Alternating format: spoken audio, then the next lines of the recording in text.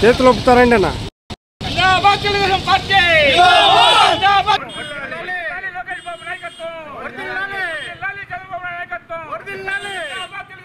వెలువడినటువంటి ఫలితాలు రాష్ట్రానికి చాలా శుభసూచకరం.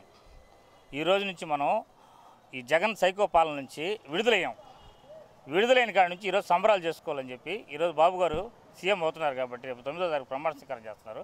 ఈరోజు సంబరాలు చేసుకుంటున్నాం. మేము భారీ మెజారిటీ వచ్చింది కాబట్టి నిప్పో సెంటర్లో మేము స్వీట్లు పంచుకొని బాణాసంచా కలుచుకొని హ్యాపీగా ఎంజాయ్ చేసుకున్నాం.